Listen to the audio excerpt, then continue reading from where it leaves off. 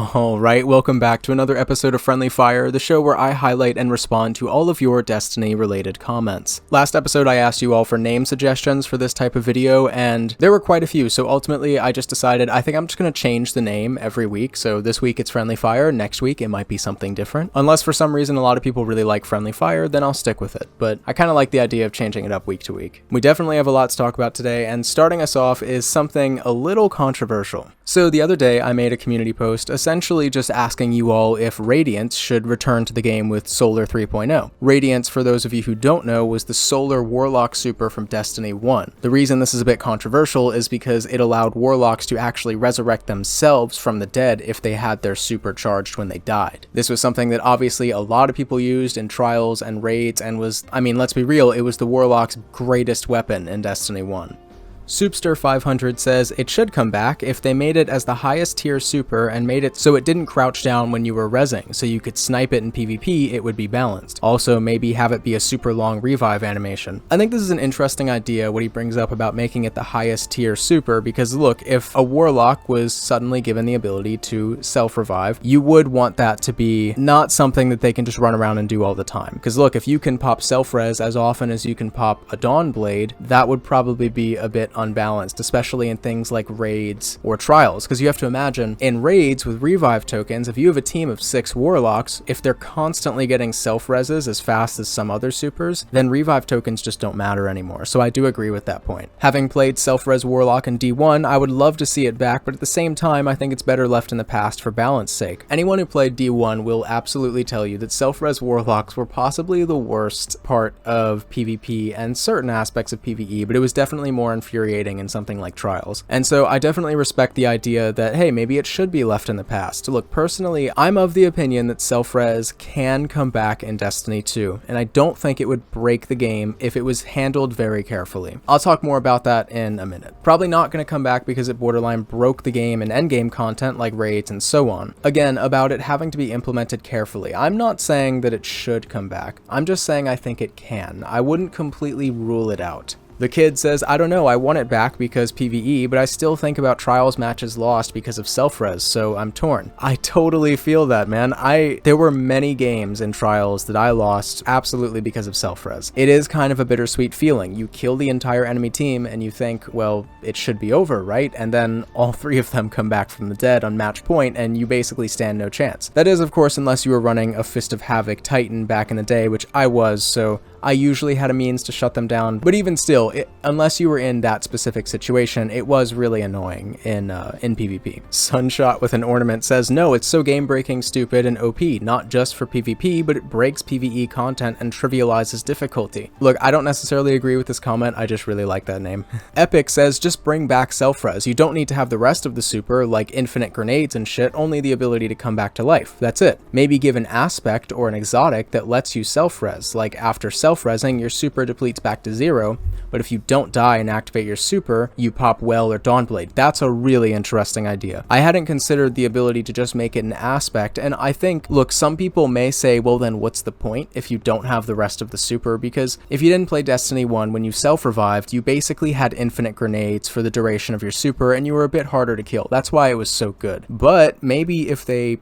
took away that facet of the super and just gave you an aspect or, like he mentions, an exotic that allowed you to self-res, maybe that would be more balanced. I do really like that idea. Y'all soft, D1 was hardcore. I completely agree. I feel like some of us forget some of the things that were in Destiny 1, some of the metas. It was rough, man. It was rough. Literally, the self-res Warlock is not more broken than Stasis. I just imagine them resing and getting frozen and broken immediately. Look, he's touching on something that I'm going to mention in a second, but seriously, I think there is a way you can bring back self-res into D2 and not have it be overpowered. They could balance it somehow, maybe just a slow recharge time. You could only get it once in a match at tier 8 intellect. maybe almost twice with tier 10 intellect and super regen perks. Yeah, I completely agree. So someone else responds and says, no, just once, twice would practically guarantee victory with a really good player. Twice may be a little broken. I do agree with you there. Like you say later in your comment, being able to come back from the dead whenever you want is busted. And yeah, I think that is a very good way to balance it. Make it take really long. Shockstormwing says, just rework Radiance, make it enticing and take the self-res off. Well is cool, but a rush ultimate with infinite grenades and melee for your team could have use in a lot of situations. That's also a possibility. It's very possible that we get Radiance back and we can't actually self-res. I don't think it's likely, because that was the main selling point of it in D1, but it's definitely possible. No, let's not give the easiest class in the game more exploitive bullshit. Okay, not gonna lie, I disagree. I think hunters are probably... let me choose my words carefully. I think hunters are the best class and the easiest class to use in PvP. I'm assuming that's what you're talking about. So no, I don't agree that warlocks are the easiest class to use, although a case could be made for top tree Dawnblade. AJ says Radiance should return but not self-res. Again, very possible. Okay, Zero says, for those of you who said yes, you're really okay with being forced to use self-res in every raid or risk having entire teams scream at you over and over. Primordial Soup God responds and says, well, we're already there with well. Okay, my full take on this situation is that I think Destiny 2 is currently in a place where if you reintroduced the ability to self-revive for warlocks, I actually don't think it would necessarily be the go-to for every activity. Because look, we're pretty powerful right now in Destiny 2. Look at something like Rulk. Maybe some people would, but I don't necessarily think that all warlocks would sacrifice the ability to Nova Bomb or Storm Trance for the ability to self-res. If you're a good player, you just don't need it in certain PvE content. PvP, maybe, but even still, I think if you really like the neutral game of, say, Arc 3.0, whenever that rolls around, I do think there are people who would forego using self-res in favor of just using another subclass that they like a lot, especially if Bungie kind of nerfs self-res into the ground. So no, I don't think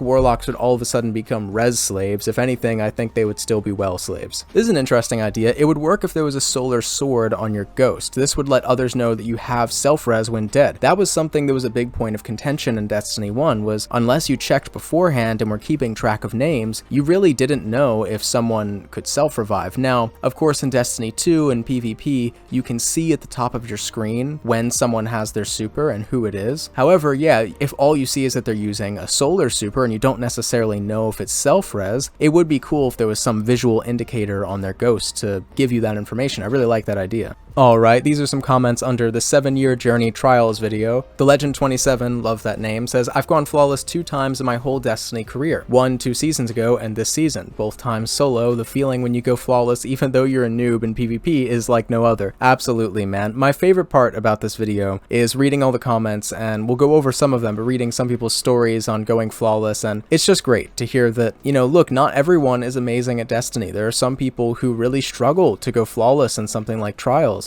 And when you do, it really is. It's like the best feeling ever. Had chills when Deepstone Lullaby kicked. I imagined the nostalgia you felt when arriving at the lighthouse for the 2nd time in 7 years. A time to reminisce on all the things that had changed. Absolutely, man. Not gonna lie, I thought I was kind of cheating using the Deepstone Lullaby, but I'm glad to see people appreciated it. Your excitement is palpable, man. I can relate so strongly. My buddies and I are decent, but never stood a chance of going flawless before they split the pools. Yeah, that was a big reason that I started going hard again. When they split the flawless pool, I was so happy. I'm not gonna lie to you. I know there was a little bit of a controversial decision, but last season, the first time we sweated our butts off and made it to the lighthouse, it was an incredible feeling. Now we've done it 6 or more times together, and I've gone 3 times in a solo queue. Nice, man. I still haven't lost my joy when I load up to that lighthouse. Don't stop now, my friend. I wish you many more trips. See, that's the thing. I feel like nowadays a lot of people are kind of desensitized to the idea of going flawless, because a lot of people in the Destiny community are really, really good at it, and they can do it many, many times over. I honestly, when I uploaded this video, I didn't think anyone would really care about it, because I figured that I was kind of the only one at this point who hadn't been flawless. And to hear that there are so many other people who still get genuinely excited when they load up to the lighthouse is just amazing. This was the story for a buddy and me for the longest time. Never went in D1 and did in D2 with some carry help. The season before the trials revamped, 2 clan members and I went for the first time on our own. Sheer jubilation. Now we're 30 plus. It's been a journey. Would be happy to party up sometime to run together. Your video hit all the nostalgia heartstrings. Man, 30 plus, that's great. And honestly, doing it with your friends is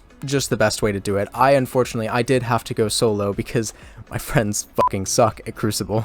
But I'm really glad you were able to go with your clan members. And honestly, I really do. Look, obviously, I'm not a very large YouTuber, so I'm not going to go starting a Discord server right now or, you know, trying to orchestrate big live streams. But I think it would be cool to try to find a way to get some people who maybe don't have groups of people to run things like trials and raids with, and create a little space where we can all just play every once in a while. Whether that's through a live stream or a Discord or whatever, I think it'd be really, really fun. You know, I want to provide a space for people who maybe don't have a group of people to go flawless every single week with, a chance to maybe go flawless for their first time and share some of these stories together. I think that'd be great. I got a kick out of this one. He wasn't lying. I checked his trials record. The crazy thing is he's doing well this season with a 1.4 KDA about.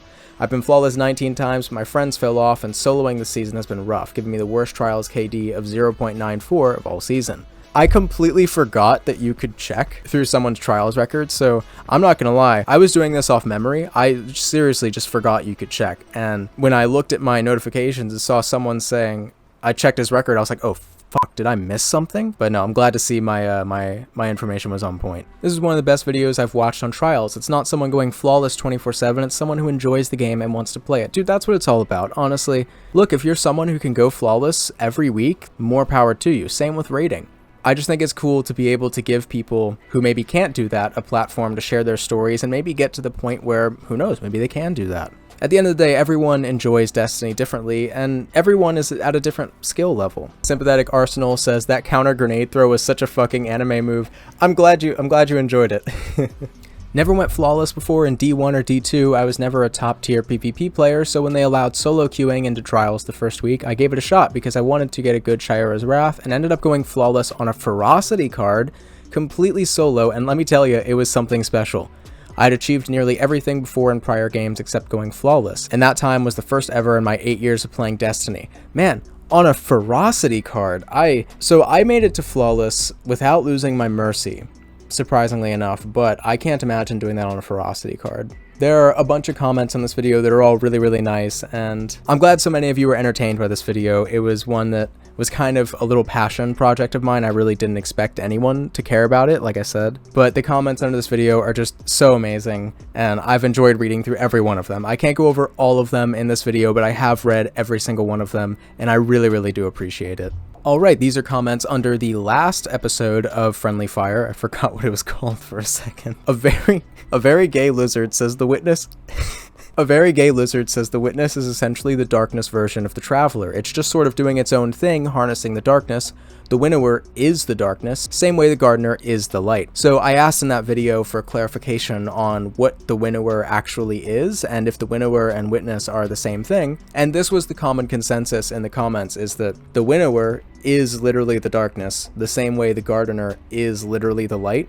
The traveler and the witness are just sort of harnessing the light and dark. They're kind of emissaries of it, if you want to call them that. Vertigo says one prediction that I have for Lightfall is that if the city is evacuated and then subsequently destroyed or rendered uninhabitable, Rasputin's Nephil stronghold could become our new base of operations. Bungie reintroducing him as well as the stronghold in upcoming season would make the most sense. I completely agree. Look, if season 17, 18, or 19 comes around, if Rasputin is a big part of it, or the Nephil stronghold is a big part of it, absolutely, we're losing the city. If we get another social space, I promise you we're losing the city in Lightfall. Dancing Viru says, about the whole winnower witness thing, I think a lot of people aren't aware that the entity for the darkness is referred to by so many different names, depending on which character you ask. When you get to the Altars of Reflection and see Savathun mention the witness for the first time, she says that she sees a being with 1,000 names. It whispers one, the witness. Oryx referred to it as the Deep, Clovis Bray called it Clarity, Rasputin simply calls it, well, it. I won't read this whole thing, but he goes on to say, my prediction, at least for the end of Final Shape, is this. I think the whole Aldrin Sov Crow situation is just a pre-alpha for what's to come. In the hidden dossier from the Collector's Edition, Ikora tries to interpret why the darkness helps us remember and why the light makes us forget. That's really interesting. When we're resurrected the first time, she brings out the point of forgiveness, the act of forgiving past sins and violence, that someone has to break the cycle for peace. The best way to prove the Traveler's argument is to forgive. So I think when the witness dies, the Traveler will have a ghost for them too. The witness will be resurrected and won't remember anything about itself, about the Traveler and the light versus dark feud it triggered. And then he also recommends Community Cocktail as a name for this series, which, if I change it every week, you might end up seeing. I don't know that the Traveler would ever resurrect the witness back. I appreciate the whole forgiveness theme. The fact of the matter is the Traveler has been essentially running from the witness and the Black Fleet for a while. And while it's definitely possible that something like that happens, I just don't really see why it would happen outside of that, idea of forgiveness. I don't think the Traveler is particularly clamoring to keep the witness around longer than it has to in any form, because you always risk an entity that is so close to the darkness either remembering its past or just not forgetting because maybe the darkness is so strong. But it's definitely an interesting idea. Stupid Burb says when the witness turns red, he's using the red nightmare energy in the pyramids, but what if he can turn other colors such as green like vapor and blue like stasis? That's really interesting. That's absolutely something I could see happening. If the witness was a raid boss of some sort, maybe his different phases could be indicated based on the different darkness subclasses like nightmare, vapor, and stasis, and he could look different depending on which phase you're in. I really like that idea. I truly believe that the final shape has already been shown to us. It's all over Ralk's pyramid, and it's the witness's ship fused with the traveler or whatever is left of it. So I think what this person is talking about is the imagery of the traveler being covered by a pyramid. Look, I don't necessarily know what they mean when they say the final shape, if they literally mean a geometric shape or if they mean some type of character or state that our guardians or the witness or the traveler will enter. I'm not sure, but this is an interesting theory because we have seen that imagery a lot. Nova Star says in the Cold Heart description, it says it uses cold fusion to produce an arc laser. If you don't know, I've joked for a while that why isn't Cold Heart stasis? I don't understand why it's not stasis, and I've gotten many very good explanations as to why Cold Heart is not stasis. Honestly, I think it'd be funny if people just kept giving me more reasons why Cold Heart isn't stasis. I really do enjoy hearing them. But yeah, at this point, I've kind of accepted that, okay, it makes sense that Cold Heart is an arc weapon, but I'm going to die on the soapbox that is, it should be a stasis weapon. Speaking of some changes, I know it's very unlikely, but I would love to see voice options for our ghosts so we can customize them more. Maybe even then have fire team cutscenes where multiple ghosts talk. That's really interesting. Maybe also let us name them and they can just display the chosen ghost name anytime it talks. My ghost I call Sapphire. That's a really good name for a ghost. Look, I don't think they're ever going to do that just for technical reasons, like hiring multiple voice actors, and then, you know, I'm sure there's a lot of technical restraints that go into having multiple dynamic characters in a cutscene, but I would love, I mean, Anthem had cutscenes that involved whoever was in your fire team, and I thought that was really cool. So I would love to see something like that in Destiny. Whether we ever do, I don't think so, just for technical reasons, but that is a really good idea, and I would love the ability to further customize my ghost. I think that'd be awesome. I think in Season 17 or 18, we're getting a random rolled Khvostov mission. Makes perfect sense for the gun's previous exotic iteration and Destiny 2's trend of randomly rolled exotics. Plus, the second season last year brought us Harbinger, so hopefully a new secret quest is in the works. I have not thought of that. Khvostov, for those of you who don't know, was the first weapon. It is, actually, it's still in Destiny 2. It's the first common auto rifle that you get in the game as a new light, but in Destiny 1, they ended up bringing it back as an exotic, and it was like kind of customizable.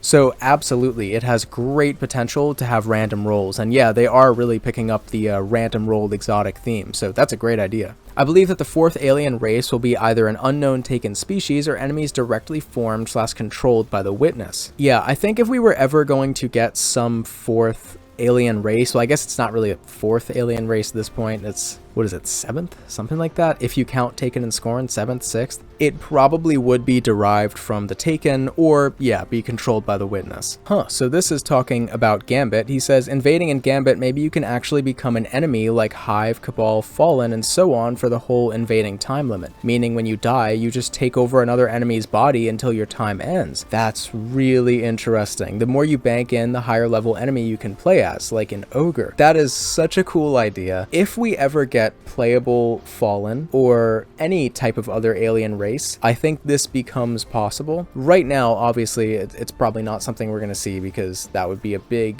development task, but that is such a cool idea. Being able to kind of, if you've seen Doctor Strange 2, like dreamwalk yourself into the enemy's arena and just be playing as different types of enemies for your entire duration, I think that could be so cool. God, yeah, there is so much potential with that idea. I don't think it's something they're going to do until, again, if we ever get playable Fallen or anything like that, but it is such a cool idea. Invaders should work like Infection, melee only, and still seeing the enemy team would actually be kind of fun, I think. That is an interesting idea, but I think you would have to have your entire team invading at that point. Maybe that's what you mean. You know, maybe if there was a game mode where your entire team invaded and was given like bumped up health or something like that and only the ability to melee, that could be pretty cool. The Drifter is a guardian. His ghost is mentioned in the lore a couple of times. Yeah, I didn't know that. So one question I asked is, we were talking about the Dark Vanguard, and I was asking if the Dark Vanguard are guardians. It seems like there's some conflicting reports on this. Some comments say they're not, some say they are. But a lot of people do talk about Drifter's ghost, whether his ghost is still alive, I don't know. Don't stop making speculation for concepts for features in Destiny. Some Destiny player homes or a clan base would help so much. Yeah, so one thing a lot of people have talked about for a while is, please let us go inside of our ships. And I think Aztecross actually just recently made a video about it, and absolutely, I think Destiny would benefit greatly from the ability to have some sort of clan social space, or the ability to go into your ship and kind of customize it a bit. I think that would be so cool. What if there is a being inside the Traveler, like similar to the Witness, but maybe opposite, like a black or a dark being controlling the light? So I think this is when the idea of the Gardener or the Winnower comes into play, and the whole debate on, are they real organisms, are they real things, or are they just kind of metaphors? But absolutely, if the Gardener is a real entity, I would imagine it's inside the Traveler. Alright, this is a really insightful comment. I think the Witness and the Winnower are two different entities, purely for the fact that I don't think Bungie would drop a cool ass name like the Winnower and change it to something basic like the Witness. Yeah, I totally agree. And on what the Dark Vanguard specifically are, in Guardian class terms, the Stranger / Elsie Bray strangely hits me as a Warlock type, but she isn't actually a Guardian even though she can use Stasis. Huh, a Warlock, okay. I still see the Stranger as kind of a Hunter, but Eris Morn is an ex-Hunter after she lost her ghost and Fireteam in the Hellmouth of the Moon. Yeah, I do remember hearing that Eris Morn was a Hunter. The Drifter isn't any class specifically, since he's a Guardian from the early Dark Ages, he's just arisen. But I can see him as some sort of Titan figure if you squint your eyes. Lore-wise, there were Titan orders that weren't content with huddling inside the walls of the city, i.e. the Sunbreakers, and they were the real survivalist type. So essentially he's pitching that if the Stranger, Eris, and the Drifter were the Dark Vanguard, that the Stranger would be the Warlock, Eris would be the Hunter, and the Drifter would be the Titan. I still think you would switch Eris and the Stranger. I think at this point, even though Eris was a Hunter, I think she's now, if she was a Guardian, I think she'd be a Warlock, which I do think could be kind of interesting, you know, a Hunter turned Warlock, and I do think the Stranger would be more of a Hunter, but you could definitely make an argument for the Stranger being a Warlock as well. The Drifter, yeah, if you squint your eyes, maybe he's a Titan, but we gotta make it make sense somehow. The Drifter is a light bearer, but isn't really a Guardian. There's some lore describing how Drifter doesn't really like his ghost and thinks ghosts aren't trustworthy. So again, this whole, is Drifter a Guardian? Is he not? Does he have a ghost? Does he not? It sounds like he does have a ghost. I still don't know if he still has a ghost, but he is some form of light bearer. Although honestly, I don't think you necessarily have to be a light bearer to be in this little Dark Vanguard group.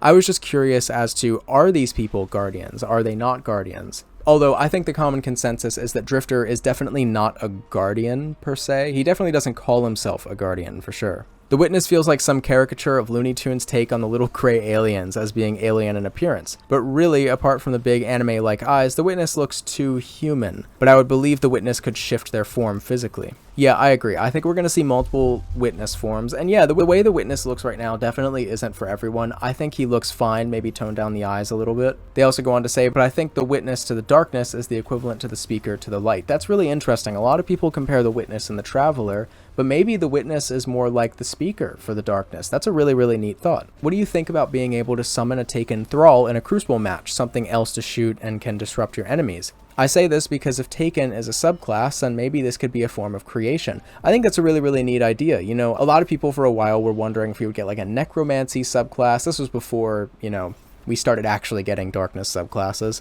And I think if we did get some form of Taken subclass, that surely there would be some form of creation or spawning in things to help you, even if it's just like a Taken turret like Stacy on the Warlocks. But yeah, I could absolutely see something like that happening were we to get a Taken subclass. All right, we got some more Gambit fix proposals. I think adding pings to the game would fix the majority of issues with Gambit. You could ping invaders and high value targets. That's a really good point. Team-wide bounties would stop the idiots from stealing the last mote from the ground when you have 14 and they have none. They should add a teammates revived bounty because nobody revives teammates. Yeah, okay, I 100% agree with you on that one. Add more mechanics and objectives similar to those in Dares. Seasonal events and menagerie and new ones. Imagine a MOBA styled map or a one-sided tower defense.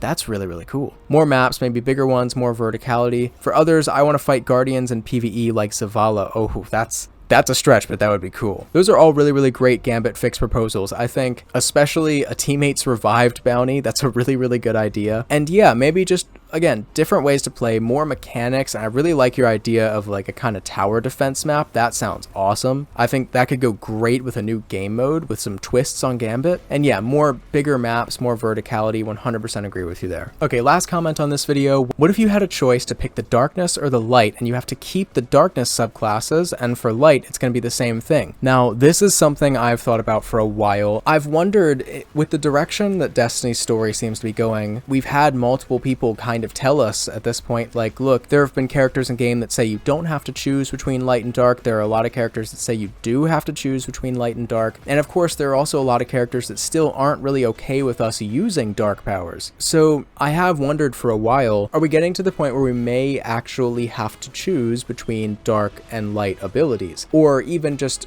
from a story standpoint, some essence of a civil war. Just from a gameplay perspective, I don't ever see us having to sacrifice half of the subclasses in order to keep the other, unless Bungie went through some radical shift after the final shape, which is possible. It's not really likely, but I think this is something that has probably crossed people's minds before, and yeah, it's not that likely just because who wants to give up 3 subclasses? That's just not fun. But maybe if it was something temporary or like a story thing, I could absolutely see that happening. Like maybe you have to pick light or dark to use through the main story of Lightfall or the final shape. That could be really, really cool. Alright, these are comments under the How Not to Solo Prophecy video. Sympathetic Arsenal comes back again and says, pro tip, unless you're using Peregrine Greaves, slide before a shoulder charge. Not only does it extend your range, but also makes you slightly harder to hit for a moment. So this is the most upvoted comment on this video, and I actually tried this out the other day. I haven't attempted this yet. I'm going to attempt Solo Prophecy again after this, so not looking forward to that. But I did try this on my Titan, sliding before a shoulder charge, and it does seem to make a difference, which is pretty cool. I don't think it's going to be that useful, but that is something that I had no idea was a thing. I'm really, really glad I do now, because it does actually seem to make a pretty decent difference. Drifter, what is the darkness? 9 gives cryptic answer that isn't exactly what we asked. Sabathun, it's an entity named the Witness with an unstoppable fleet that has destroyed countless galaxies in the cosmos. It is kind of interesting how, like, we don't really know a whole lot about the 9. And even when we interact with them, it's like it only ever raises more questions. I still don't know shit about the 9. Like, I did notice though when I was running Prophecy, because I had to restart it multiple times, is the Emissary of the 9, is that the same voice actress that voices the Stranger? Because I wasn't looking at who was talking, and I just assumed the Stranger was talking, because they sound really similar. So if you know, feel free to let me know. Are the Emissary and the Stranger the same voice actor?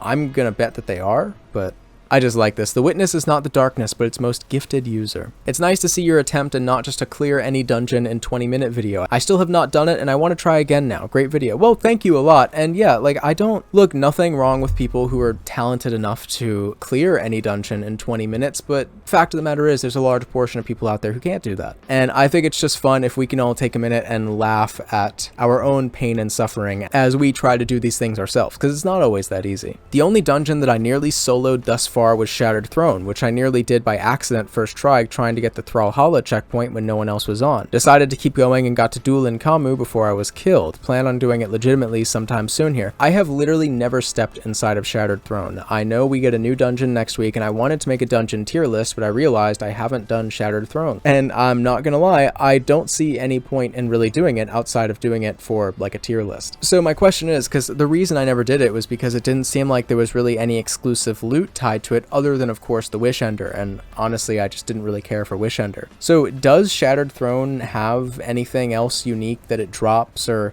really any other like reason to do it outside of just doing it? I genuinely don't know. Not sure I should be reading this before I try this again, but IHOP Waffles says, honest to God, it took me almost 2 years to solo flawless this dungeon, and it was terrible. Due to my own abilities, Phalanx Echo was the one that gave me a migraine, because anytime he would boot me off the platform, it felt like I was in Final Destination in a Smash game. But I want to say this, you got this, man. I believe in you. Thank you.